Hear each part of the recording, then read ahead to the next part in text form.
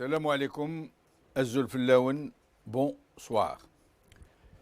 Les relations entre l'Algérie et la France n'ont jamais été sereines et ne le seront probablement jamais. Un trop lourd passif pèse sur les rapports de ces deux pays. Un passé très douloureux, un joug colonial particulièrement atroce. Mais encore pire, des tractations secrètes et une subversion chafouine à la veille de l'indépendance d'un État français qui avait cru utile pour ses intérêts stratégiques et économiques d'injecter dans la nouvelle Algérie des relais qui lui soient fidèles, des déserteurs de l'armée française qui allaient prendre progressivement le contrôle politique du pays. Et c'est ainsi que la France allait devenir le premier partenaire économique de l'Algérie pour très longtemps, même si la valeur des échanges reste relativement modeste comparée à l'activité économique française. Mais la junte, née dans les plis de la subversion française en Algérie, et qui allait s'emparer brutalement du pouvoir, puis le garder d'abord très subrepticement, en se cachant derrière des institutions factices, mais qui n'allait pas tarder néanmoins à sortir du bois quand elle s'est sentie menacée par la contestation populaire. Elle allait se révéler très brutale à chaque fois. Elle n'a reculé devant aucun carnage, pas même celui de centaines de milliers de victimes pour garder le pouvoir. Elle allait non seulement détourner le fleuve de l'histoire et remplacer le colonialisme au pied levé, mais pire encore, compromettre d'une façon peut-être irréversible l'avenir même de ce très beau pays. Au point où des millions d'Algériens ne rêvent plus aujourd'hui que de pouvoir quitter leur pays pour aller s'installer dans des pays plus cléments, chez l'ex-colonisateur tout particulièrement. Et les premiers parmi eux sont les barons du régime eux-mêmes, pour lesquels la France est devenue une base arrière où ils planquent leur famille et une plaque tournante où ils placent leur argent après d'y avoir blanchi. Certains en milliards d'euros, d'autres plus modestes, ils disposent de millions, voire de dizaines ou de centaines de millions d'euros chacun, selon son importance dans le sérail. Certains initiés de la problématique de ce monde très interlope, de requins et de vampires en tout genre, affirment que sur les 700 ministres algériens depuis l'indépendance, plus de 500 se sont installés en France avec armes et bagages, bien évidemment, en plus de dizaines de milliers de cadres supérieurs en tout genre, et même d'officiers supérieurs, qui y ont installé leur pénate et le fruit de leur rapine. Peut-être faut-il préciser aussi, et par ailleurs, que tous les membres du régime et leurs familles, bien sûr, se soignent dans les hôpitaux français. Tous, sans aucune exception. Pendant que les Algériens meurent de maladies d'un autre âge dans des hôpitaux mouroirs. Mais, très curieusement, tout ce beau monde, dont beaucoup sont devenus des franco-algériens, pour pouvoir ainsi se passer de visa, n'ont même pas eu la reconnaissance du ventre. Ils ont fait de la haine de la France leur principal fonds de commerce. Une politique de la rancœur, de l'exécration exacerbée, exaspérée pendant des décennies, à un point où aujourd'hui des générations entières, nées bien après l'indépendance, ont été laborieusement imprégnées, malaxées, pétries de francophobie, au point où il va de soi aujourd'hui en Algérie que tous les problèmes, toutes les difficultés de l'Algérie nous viennent d'une France qui fait tout, nous dit-on, nous rappelle-t-on, nous répète-t-on, d'une France qui fait tout pour nous nuire.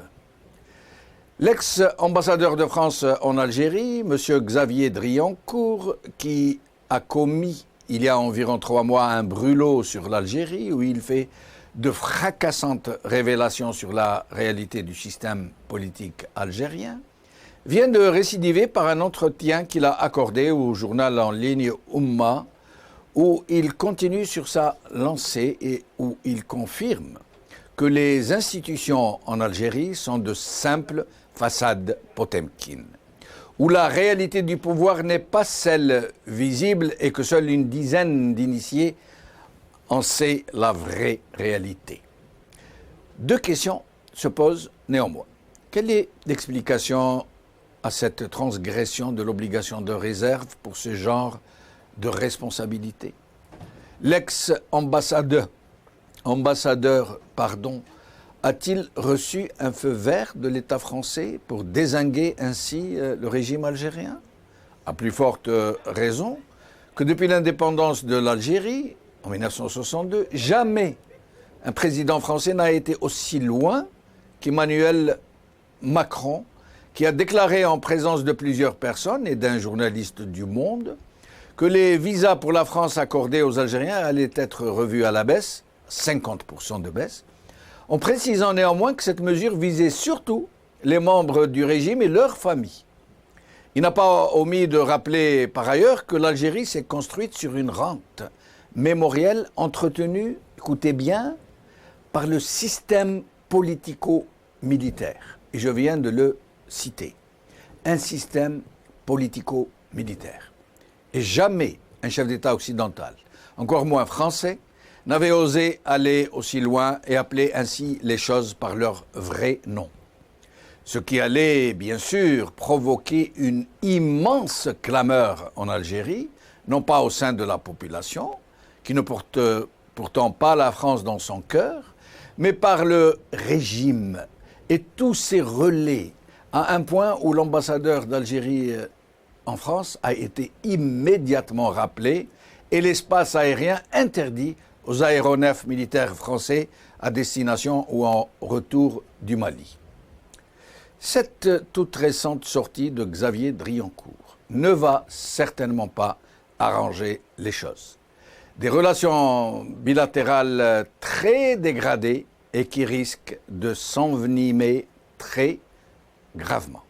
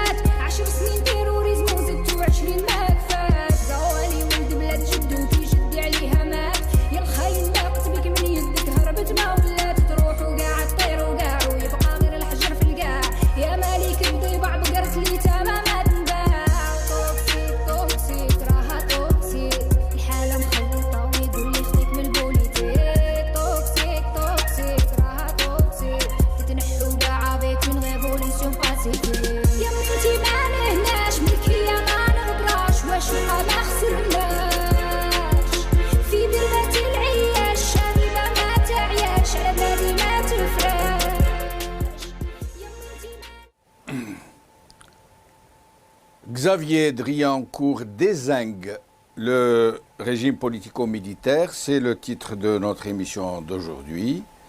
Désolé d'avoir dû utiliser ce verbe du français familier, de l'argot, dézinguer, mais m'a semblé très approprié à la situation. Et avec nous pour en parler, Hassan Hirish, analyste politique, économiste, et Brahim Younsi, analyste politique, cadre du MDA de 82 à 88. À la fin de l'émission, je serai rejoint par Shaban Qassi, mon ami, mon collègue, mon jeune ami, qui vient de rentrer d'Algérie, qui va nous dire son sentiment sur ce qu'il y a vu. Hassan Hirish, merci d'être avec nous. Merci pour votre invitation. Je salue notre ami Brahim et notre ami Shaban et tous les téléspectateurs encore une fois, je suis très content d'être sur votre plateau. Merci, tout le plaisir est pour nous. Brahim Younsi, merci d'être des nôtres.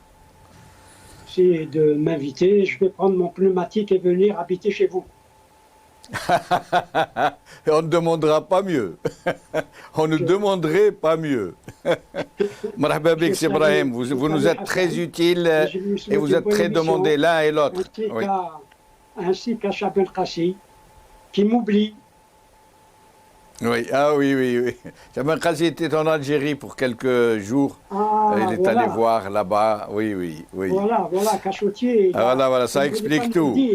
Même Brahim, a l'impression qu'il a été en Algérie, il a bronzé. Ah oui, il a bronzé en effet, oui. Voilà donc, après son livre, M. Xavier Driancourt, ce gros pavé dans la mare du régime politico-militaire, comme l'a qualifié M. Macron. Voici que M. Xavier Driancourt récidive par une interview qu'il a accordée au journal Umma, le journal en ligne, et où il dit des choses, j'imagine que vous l'avez lu, l'un et l'autre, Hassan Hirish. Oui, tout à fait. Pour être franc avec vous, Monsieur Benchenouf, ce que Monsieur Driancourt a révélé dans son livre ne devrait étonner aucun Algérien. Je veux dire, c'est une situation très connue depuis effectivement l'indépendance à laquelle il se réfère, et puis parle de 50 ans justement de régime militaire, qu'il avait l'air de découvrir un petit peu les coulisses et puis la face cachée du système, et une espèce de façade politique. Ça, tous les Algériens le savent. Hein. Je crois que le Hirak l'a souligné, etc. Et je rappelle aussi qu'il y a un ambassadeur précédent, M. Bernard Bajolet, qui a été encore plus loin et qui, lui, avait parlé de la corruption qui avait atteint de son temps les sommets, et il parlait même de la corruption de la famille du président. Il était ambassadeur 2 fois aussi à l'époque donc de Bouteflika, et il a mis à nu le système peut-être de façon encore beaucoup plus virulente que M. Xavier Driancourt. Et Hassan, entre nous tous les... Pardon? Vous m'entendez? Dites-moi. Alors, M. Bajolet avait largement dépassé la période dite d'obligation de réserve, qui est généralement de 2 années après avoir quitté son dernier poste. Il avait quitté, je crois, en 2008. Il n'avait écrit ce livre qu'en 2017, soit presque une dizaine d'années plus tard. Or, M. Driancourt n'a pas encore réellement épuré cette période dite d'obligation de réserve, et il a quitté il y a moins de 2 ans. Et là, un tel pavé dans la mare, ça a semblé un peu... c'est pas coutumier, ce n'est pas habituel. C'est un peu comme si il avait été autorisé à pouvoir aller au charbon, peut-être pour dézinguer, comme je viens de le dire, ce régime, le montrer sous son véritable jour. Après que le chef d'État français ait utilisé pour la première fois cette qualification de système politico-militaire. C'est vrai que d'habitude, les ambassadeurs, les journalistes accrédités à Alger, notamment le journal Le Monde, rappelez-vous, M. Benchenouf, on appelait le journal Le Monde El Monde Jaïd, parce que... du temps de Paul Balta, j'imagine. C'est ça. Et de son successeur, je ne sais plus comment il s'appelle, ça peut me revenir. Ils avaient une langue de bois, et ils avaient exactement le même vocabulaire qu'El Moudjahid. Et donc, on a l'habitude, effectivement, que les officiels français caressent le système algérien, ses dirigeants, dans le sens du poil. Et ça a été un petit peu le cas dans tous les pays de l'Est. Tous les systèmes soit dictatoriaux, soit totalitaires, soit hybrides entre les deux. En tout cas, les systèmes autoritaires, ils n'aiment pas trop être critiqués par leurs ressortissants déjà, et à plus forte raison par des étrangers, et des étrangers qui sont en vue et qui ont pignon sur rue, qui sont connus, etc., ou qui ont eu des fonctions assez importantes, effectivement, au niveau politique, mais aussi au niveau médiatique, économique, etc.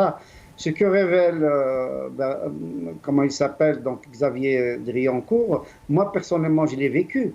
Je vous avais une ou deux fois dit sur votre plateau, M. Benchenouf, que j'ai eu l'opportunité de travailler avec des grands groupes français qui investissent toujours d'ailleurs en Afrique du Nord et Moyen-Orient. Et j'ai eu de très très hauts cadres de ces entreprises multinationales et qui me disaient, Monsieur Iresh, on ne sait pas à qui nous adresser, on ne sait pas quel est notre interlocuteur. Dès lors qu'on négocie avec quelqu'un, que ce soit un ministre, que ce soit un wali, que ce soit un représentant de la présidence, etc., on poursuit le dossier jusqu'au bout et à la dernière minute, on nous dit que on n'a pas la décision, on n'a pas la capacité de signer les documents, etc. Et donc, ils renvoient à d'autres services, renvoient à d'autres personnes, ainsi de suite. Et évidemment, c'est tout le cheminement pour avoir l'autorisation du DRS, de sa hiérarchie, des différents services. Et donc, ça rallongeait les délais, ça mettait à mal les interlocuteurs des Algériens. Ça, malheureusement, c'est connu. Et ça a empêché des millions, sans doute des milliards de dollars d'être investis en Algérie, parce qu'un tel système, évidemment, ne permet pas la prévisibilité, ne permet pas la transparence, ne permet pas de calculer le retour sur investissement, ne permet pas de connaître quel est le seuil de rentabilité au niveau du temps, les investissements notamment à moyen et long terme, surtout le long terme. Donc il y a une instabilité politique, instabilité économique, instabilité juridique. Et c'est un terrain miné, totalement miné, pour la simple et bonne raison. Très bien. Et c'est ce que vous avez résumé dans votre éditorial que j'apprécie énormément et que résume M. Driancourt, à savoir qu'il y a effectivement une autorité de façade et une autorité derrière le rideau, et dont malheureusement on ne connaît pas tellement les acteurs, à part le mythique personnage de Mohamed Mediane, qui pendant 3 décennies, pratiquement, ou au moins 2 décennies où il a régné, évidemment, c'était un nom mythique, et tout ce qui se passait de bien ou de mal, c'était sur son dos. Très bien. Alors, Mohamed Mediane dit Tawfiq, le puissant généralissime du DRS qui était réellement à la manœuvre et qui décidait de quasiment tout. Alors, Brahim Younsi, avant de donner la parole, nous allons écouter M. Macron dans une récente déclaration. Mais avant, je voulais dire que notre chaîne a lancé une invitation à M. Xavier Driancourt. J'espère qu'il va accepter et qu'il va venir s'exprimer sur cette chaîne. Nous avons beaucoup de questions à lui poser. Écoutons d'abord M. Macron. Moi, je ne suis pas bloqué, je suis très décomplexé. J'ai dit les choses sur le passé, mais je les ai dit. J'ai reconnu les choses, toutes les pages. J'ai demandé aussi des efforts au gouvernement algérien, parce qu'il y a chez moi des Françaises et des Français qui aiment furieusement l'Algérie, qui veulent pouvoir y revenir. Je veux qu'on développe les relations beaucoup plus qu'on ne le fait. Elle n'est pas si récente que ça, en fait, la déclaration. Il y en a une autre que nous allons passer tout à l'heure. Brahim Younsi, d'abord sur cet entretien accordé par M. Driancourt au journal Oumma. Vous savez, contrairement à vous, il a validé le mot que j'ai utilisé chez vous il y a 48 heures, je crois, à savoir que tout est occulte. Enfin, c'est occulte. Il dit qu'il y a à peine une dizaine de personnes qui dirigent ce pays, mais derrière le rideau. Vous avez parlé de son livre. Moi, j'ai été un peu déçu par son livre. L'entretien qu'il a donné au journal Oumma et d'une densité extraordinaire. Il résume le livre, mais en mieux. C'est très dense. Cet entretien, paradoxalement, est à la fois ouvert et hermétique, parce qu'il a usé aussi d'un langage diplomatique, et vous savez que le langage diplomatique est souvent très hermétique. Et cet entretien, il règle des comptes quelque part. C'est un exercice de haute voltige, un exercice d'escrime. Xavier Drioncourt se montre comme un fleurettiste qui cherche les stockades. Et je vais aller vers sa conclusion. Sa conclusion est terrible, parce qu'il termine par qui vivra verra. Cela veut dire que, à mon sens, c'est comme ça que je le comprends, c'est comme ça que je le traduis, je l'interprète, parce que lui aussi, il fait beaucoup d'interprétations du système algérien, à juste raison d'ailleurs. Et ce qui vivra verra laisse entendre, en tout cas mes oreilles, que des événements vont se produire dans notre pays. Parce qu'à travers ce qui vivra verra, il nous dit d'avoir de la patience. Et nous avons été patients, et nous le serons encore. Il a montré, je vais employer ce terme, mais qui n'est pas le bon, parce qu'il s'agit d'un pouvoir.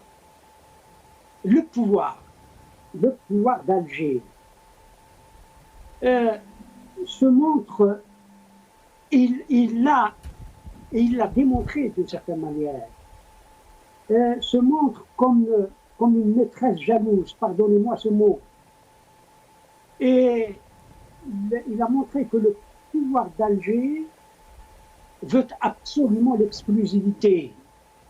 Et bien entendu, il laisse entendre par là qu'il veut être la favorite.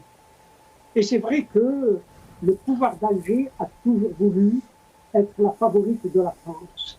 Et cela, Xavier Drioncourt, dans cet entretien, contrairement à son livre, que j'ai lu évidemment, cet entretien le démontre, parce que, comme vous l'avez dit tout à l'heure, lui a donc donné le feu vert pour parler et d'utiliser, il faut le dire aussi, la grosse Bertha. Et il a utilisé la grosse Bertha.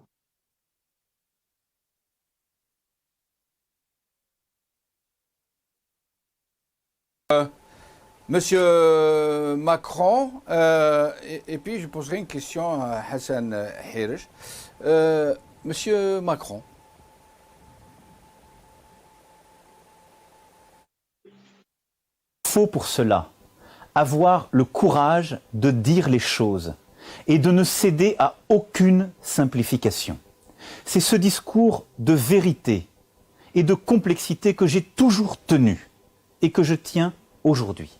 Dire que la colonisation a entraîné la négation du peuple algérien, que cela a produit une guerre qui n'était pas digne de la France, parce que des actes inhumains, de la barbarie, de la torture ont été commis, qu'elle a brûlé irrémédiablement l'âme de milliers de jeunes soldats français. À tous nos anciens combattants, je veux ici dire, vous êtes nos enfants, les enfants de la France, les enfants d'un État qui doit assumer ses responsabilités. Mes propos n'étaient pas destinés contre vous, en rien. C'était simplement reconnaître une responsabilité de l'État français. Et nous ne devons pas nous dérober. Hassan Hirish, est-ce qu'il ne faut pas reconnaître à Macron d'avoir fait beaucoup plus que tous ses prédécesseurs, les présidents de la République française? Il a il a permis à l'affaire des crânes de se conclure. Il a reconnu l'assassinat de Maître Boumendjel, il a reconnu l'assassinat d'Odin, Rabbi Yerhamou. Il a reconnu la responsabilité de l'État français dans les crimes coloniaux. En même temps, de l'autre côté, c'est le seul à avoir qualifié le régime algérien de politico-militaire. C'est le seul à avoir dit certaines vérités en voulant défendre Tebboune, nous disait-il, qui était encerclé par des gens qui l'empêchent de faire son travail, etc. Est-ce que vous ne pensez pas que, d'une certaine manière, Macron a fait beaucoup plus que les autres et que le régime algérien ne lui a rien reconnu parce que, justement, il l'a traité de système politico-militaire et qu'il a menacé de réduire les budgets, les visas des barons du régime et de leur famille? Absolument. En fait, Emmanuel Macron est pris entre le marteau et l'enclume. Il a voulu, en tant que jeune président, qui n'a pas été donc concerné directement par la guerre d'Algérie, par la colonisation, il voulait ouvrir une autre ère à la fois de discussion, de rapports entre les États, entre les deux sociétés, entre les acteurs politiques, économiques, universitaires, etc. Donc il a été effectivement assez loin dans ce qu'était le système colonial, qui était un crime contre l'humanité et que, effectivement, c'était jalonné de crimes de guerre et de crimes contre l'humanité de 1830 à 1962 sans interruption et même plus loin, puisque les essais nucléaires ont été factuels pendant une décennie après l'indépendance. Donc, c'est vrai que l'État français a des responsabilités très très lourdes. Mais pourquoi je dis qu'il est pris entre le marteau et l'enclume? Parce qu'il est en fait confronté à deux lobbies. Au niveau algérien, ce sont les dirigeants qui utilisent, mais alors de façon éhontée, la mémoire des Chouhada, la guerre d'Algérie et la colonisation pour se maintenir au pouvoir, pour se donner une allure de patriote, etc., pour aussi enterrer ceux qui ont fait la vraie révolution, ceux qui ont décolonisé l'Algérie, ceux qui ont amené à libérer le pays. Et malheureusement, ceux qui ont justement pris les rênes du pouvoir dès 1962 à ce jour, ce sont ceux qui ont assujetti la société algérienne. Et donc, la légitimité historique qu'ils ont voulu récupérer, eh bien, ils l'alimentent dans une espèce de haine de façade contre la France, lors même que leurs enfants sont scolarisés en France, leurs familles sont soignées en France, lors même qu'ils ont des intérêts, qu'ils ont investi un peu partout, et particulièrement dans l'immobilier, l'hôtellerie, la restauration, etc. Ils continuent de le faire. Et puis, M. Emmanuel Macron est confronté aussi à notre lobby, c'est le lobby pied noir. Parce que l'Algérie, c'est un cas vraiment particulier dans l'histoire coloniale, pas seulement de la France, mais des puissances européennes. Et ce lobby pied noir, évidemment, ne veut pas ne veut pas assumer sa responsabilité. Parce que si l'État français a été jusqu'à justement commettre des actes contre l'humanité, des actes de guerre, etc., c'est parce que ces pieds noirs-là ont été directement ou indirectement impliqués dans ce système colonial. Et eux ne veulent pas l'assumer. Eux, au contraire, ne parlent que de leurs biens qu'ils ont laissés là-bas, des privilèges qu'ils ont perdus, d'une espèce de pouvoir aussi qu'ils ont perdu sur la société algérienne, sur les institutions algériennes, etc. Et donc, ils freinent des cas de fer et ils ne veulent pas reconnaître qu'ils ont assumer des responsabilités. Entre l'enclume et le marteau, comme vous le dites si bien, je me permets de vous interrompre. Hassan Hedj, nous allons essayer d'aller un peu plus vite. Nous allons écouter M. Hollande, rappelez-vous, à un moment où M. Bouteflika était complètement débranché, c'était un légume, il ne se rappelait même plus comment il s'appelait. il était pris en otage par ses frères et Gaïd Salah et l'état-major de l'armée qui régnait en son nom. Et M. Hollande avait prêté sa complicité, donc la complicité de l'État français. Et je poserai la question à Brahim Younsi pour lui demander si, pourquoi M. Driancourt n'a-t-il pas évoqué cet aspect des choses, cette complicité de l'État français dans la prise d'otage d'une institution, celle de la présidence de la République algérienne, par une mafiocratie, et M. Hollande qui s'était rendu à Alger juste pour nous dire ce que vous allez écouter maintenant, et écoutez-le bien. Le président Bouteflika m'a donné une impression de grande maîtrise intellectuelle. Et même, c'est rare de rencontrer un chef d'État qui a cette alacrité, cette capacité de jugement. Il a toutes les capacités, et il l'a montré, pour, je ne parle pas de ce qu'il peut faire pour l'Algérie, mais pour apporter sa sagesse et son jugement pour régler les crises du monde. Brahim Younsi, est-ce que la France, vous venez d'écouter M. Macron qui nous parlait de M. Bouteflika pour nous dire qu'il était d'une grande alacrité, qu'il parlait des problèmes du monde. Vous voulez parler de Hollande? De Hollande, pardon. Alors, d'après vous, est-ce que la France a joué ce rôle chafouin, subreptice, sournois même, contre le peuple algérien et aux côtés de ce régime algérien, de la junte pour tout dire, et de la fratrie Bouteflika qui usait de M. Bouteflika comme d'une vulgaire façade institutionnelle? Vous savez, il y a plusieurs phases dans les relations algéro-françaises. La phase de l'indépendance jusqu'en 1967-68, celle qui était tenue par les accords d'Évian. Il fallait absolument à la fois exécuter les accords d'Évian, mais aussi les démanteler. On a essayé de les démanteler dès l'indépendance, au lendemain de l'indépendance, démanteler les accords d'Évian. D'abord parce que l'Algérie devait servir, son Sahara devait servir différentes expérimentations nucléaires. D'autre part, l'Algérie devait être dans la zone franc. L'Algérie devait servir aussi comme territoire à des bases militaires françaises. Il y avait beaucoup de sujets. Et puis, bien entendu, il y avait la question du budget de l'Algérie, l'Algérie qui n'avait pas de budget, et qu'il fallait absolument que l'Algérie ait ses propres moyens, mais c'est la France qui finançait l'État algérien. C'est l'État français qui faisait vivre au début des années de l'indépendance l'État algérien. D'ailleurs, les nombreuses rencontres entre les ministres des Finances... Brahim Younsi, je me permets de vous interrompre. On ne vous entend pas très bien. Je vais vous laisser entre les mains de la régie. Et je reviens à vous tout de suite après avoir écouté M. Tebboune. Écoutons-le, M. Tebboune.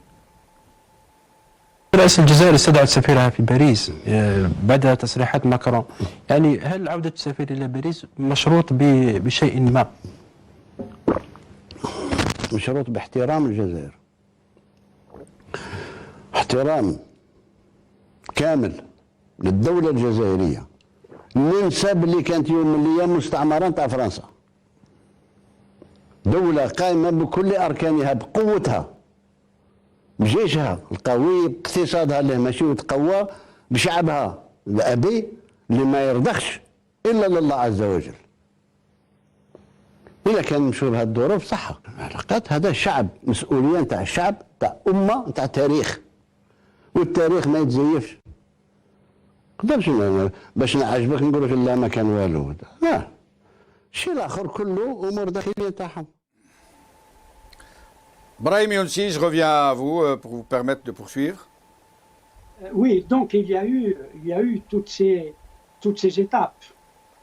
C'est le lien, au lieu que l'Algérie rompre le cordon ombilical avec la France, c'est après l'échec du projet d'industrialisation accélérée que l'Algérie est retombée dans les bras de la France parce que l'Algérie avait besoin, encore une fois, de financement et de financer la crise qui est survenue immédiatement après l'installation notamment de Chadi Benjdi. Et souvenez-vous, quand les socialistes arrivent au pouvoir en 1981, le cri de cœur de Claude Cheysson, il avait parlé de coup de passion, alors que l'Algérie avait les deux genoux à terre sur le plan socio-économique. Mais ce qui me paraît important dans l'entretien, entre autres choses, dans l'entretien de Xavier Drioncourt, c'est qu'il a parlé de duplicité des dirigeants algériens, ce qui est tout à fait vrai. Il critique la France sur le plan public et en sous-main, il lui demande des privilèges. Et tous les privilèges dont nous avons parlé, les visas, mettre leurs enfants dans les meilleures écoles françaises, etc., etc. Beaucoup de privilèges.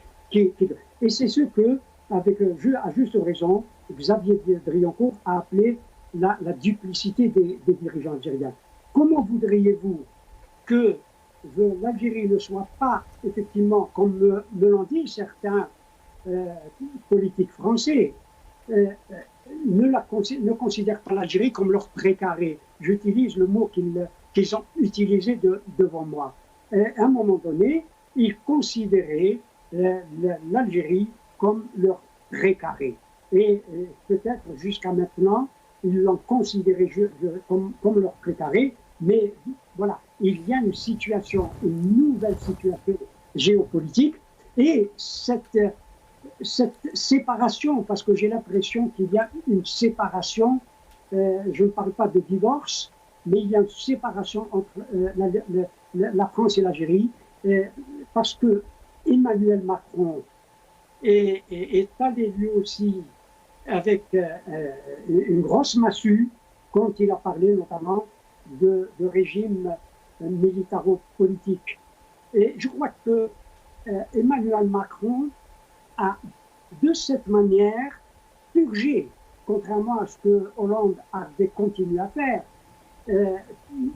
Macron a purgé, que ce soit sur les reconnaissances officielles, parce que c'est s'il était président de la République, des crimes du colonialisme, qu'il a même appelé crimes contre l'humanité, et puis il reconnaît que le système algérien est un système militaro-politique, et là aussi, il purge la relation, l'ancienne relation entre l'Algérie et la France. Je crois que c'est comme ça, en tout cas c'est comme ça que je le lis, il a purgé cette relation, à la fois en reconnaissant des crimes coloniaux et en reconnaissant en même temps la nature du régime algérien.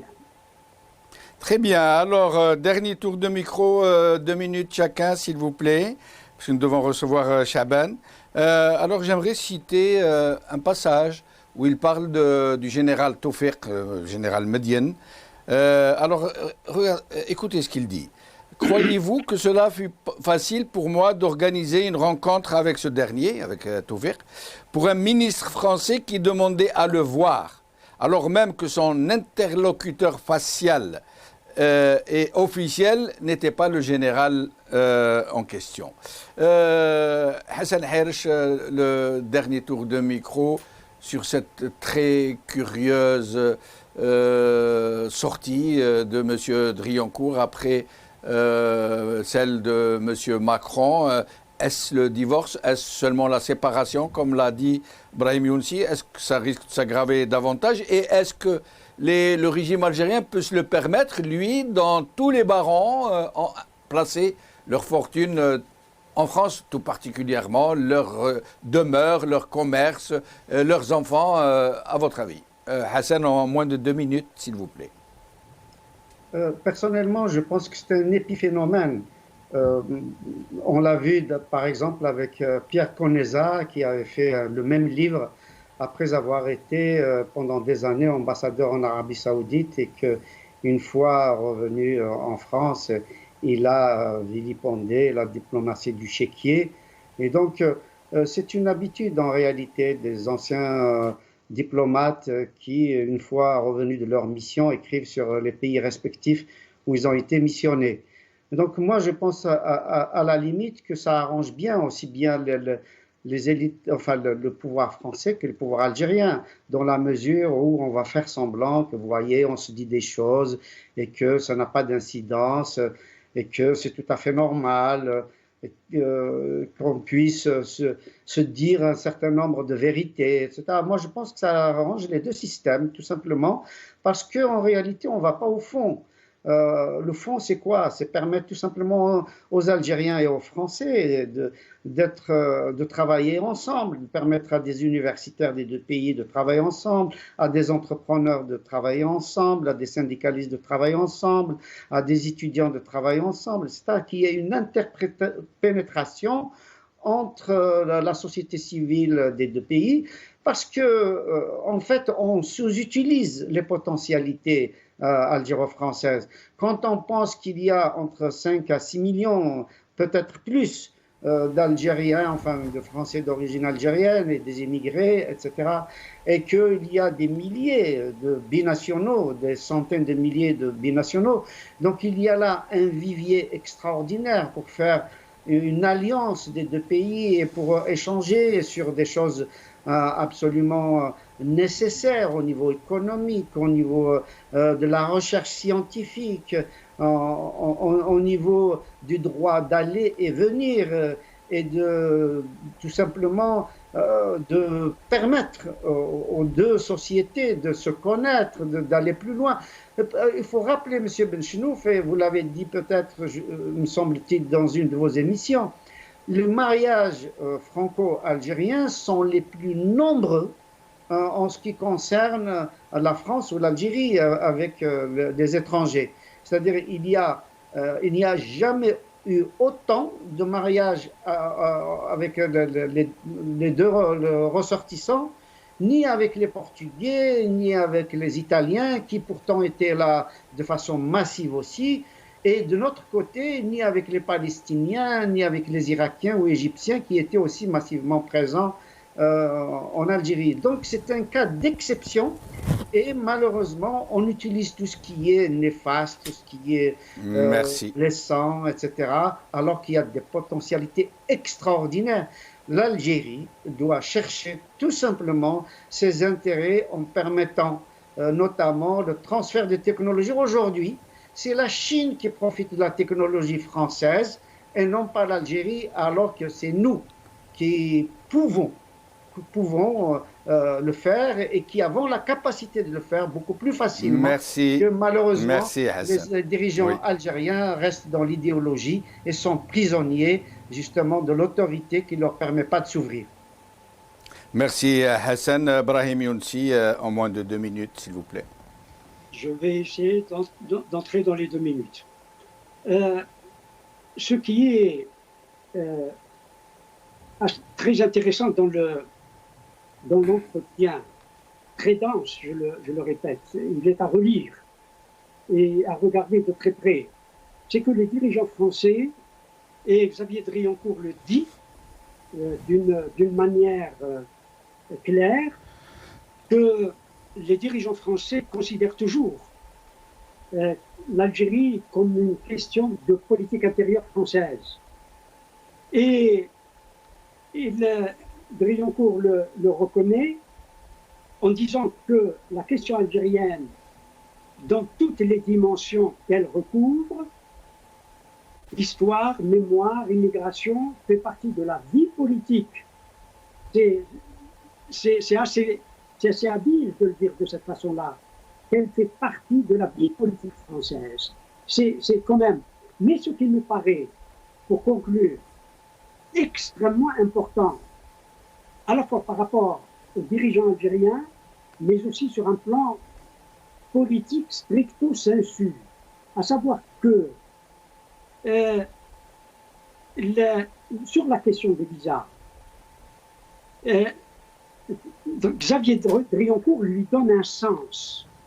Il lui donne une interprétation qui est l'interprétation la plus juste, à mon avis. Et il ne l'avait pas dit dans son livre. C'est que, pour lui, le visa fait partie de l'environnement politique algérien. C'est extrêmement important. Et ce visa, pour lui, il le répète d'une certaine manière, il a une dimension politique. Ce visa a une dimension politique. Et puis, il dit que le visa, c'est quand même terrible d'entendre cela, que le visa joue un rôle de régulateur entre les deux pays. Et que le visa est un amortisseur. Il amortit les crises qui surgissent sur des questions souvent importantes, mais on donne le visa aux dirigeants ou aux enfants des dirigeants algériens pour amortir les crises. Cela me paraît extrêmement important pour comprendre le lien qui existe, le lien ombilical qui existe entre la France et l'Algérie. Il est dans cette façon de réguler les relations françaises. Merci Brahim Younsi, merci Hassan Herish. Je rappelle, pour apporter de l'eau au moulin de Brahim Younsi, qu'en effet le visa peut être un amortisseur, un régulateur, puisqu'ils ont tous leurs affaires en France, qu'ils ont besoin absolument de ce visa pour eux, leur famille, leurs enfants, et qu'il semble, selon les dernières informations que nous avons reçues, qu'ils auraient trouvé une panacée pour contourner un peu cette réduction drastique du taux de visa, en passant maintenant par l'Italie, qui leur accorde des visas Schengen et qui leur permettent d'entrer en France en passant par l'Italie. Ils ont trouvé la combine. Ils trouveront toutes les combines du monde. Merci à vous deux. Je vais recevoir mon jeune confrère Chahban Qassi, qui vient de rentrer d'Algérie. Chahban, merci d'être avec nous. Bonsoir Jamaldine, bonsoir aux téléspectateurs et téléspectatrices. Ah, bien bronzé, hein, Chahban. Ça a été au Bled, ça s'est bien passé. Combien de jours vous êtes resté? Je salue Brahim Younsi et Hassan Herish qui parlaient de mon pseudo-bronzage. Je trouve que je n'ai pas trop bronzé. En tout cas, il a fait beau. Écoutez, une bonne dizaine de jours dans ce magnifique pays qu'on connaît, que nous aimons plutôt tous, qui est l'Algérie, où en arrivant, écoutez, on sent quand même cette soif de prospérité, cette soif d'un meilleur avenir, et aussi tout de même un sentiment d'une certaine délivrance, une liberté d'expression. Ayant la chance et le bonheur d'émigrer depuis quelques années, on ressent tout de même aujourd'hui cette liberté d'expression. Les Algériens, les Algériennes s'expriment tout de même avec plus de liberté de leur quotidien, des difficultés bien évidemment, de cette volonté aussi de voir les choses changer, de devenir un pays un peu plus évolué, puisqu'il y a encore énormément de difficultés, des difficultés que j'ai bien sûr vécues au sens assisté, bien évidemment, puisque je ne vais pas me mettre à la hauteur de nos frères et sœurs algériens qui, tout de même, dans un quotidien difficile, on sent tout de même un peuple qui vit avec prudence, notamment dans sa consommation. On sent tout de même que les achats se font avec beaucoup de prudence. Au jour le jour, on essaye de faire attention car on ne sait pas de quoi sera fait le lendemain, par exemple. On a aussi des moments où on sent tout de même qu'il y a un système à changer. On sent aussi cette... on dit que le Hirak, le mouvement, effectivement, pour l'instant, a pris un peu de repos, mais on sent tout de même une certaine fragilité à ce que ça puisse redémarrer à tout moment, puisqu'on ressent tout de même cette envie, je vous le disais, les Algériens et les Algériennes espèrent vraiment avoir un autre avenir. On nous rapporte, Chahban, que la vie de tous les jours est très difficile, que la gestion des villes est catastrophique, qu'il y a des ordures partout, qu'il y a des pénuries d'eau, qu'il y a des problèmes de circulation, de sécurité. Qu'est-ce que vous pourriez nous en dire? Si je peux me permettre, donc prenez les mots de la bouche pour terminer. J'allais y venir, bien évidemment. C'était difficile d'un point de vue environnemental. J'ai vécu avant de de quitter le pays. J'ai vécu des images assez difficiles en termes d'environnement. Il n'y a pas de système en termes d'écologie, mais surtout, ne parlons pas de recyclage, mais surtout ce reste de ramassage de poubelles. C'est très difficile de voir aujourd'hui les employés dans quelles conditions ils travaillent. C'est une réalité, une image parmi les 2-3 dernières images. Après, je vous libère parce que je sais que le temps passe très vite, mais j'ai eu le plaisir de me balader à Boumerdès, une balade en famille, notamment au bord de la mer. On fait un aller, on aperçoit un camion de pompiers noyé. Le premier avait été retrouvé. Il était attendu comme le Messie, puisque pour tout le monde, malheureusement,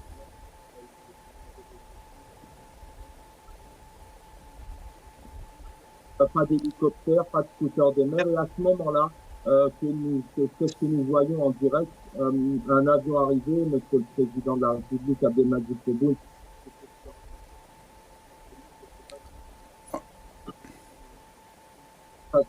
d'injustice, puisqu'on a un président de la République qui, bien évidemment, a le droit de vivre en toute sécurité, mais à la fois, je dis, il n'y avait aucun moyen pour retrouver des deux jeunes de 18-19 ans qui se sont noyés. Et puis en partant à l'aéroport, eh bien, malheureusement, voilà, je suis du côté de Babouar, il est 5 heures du matin.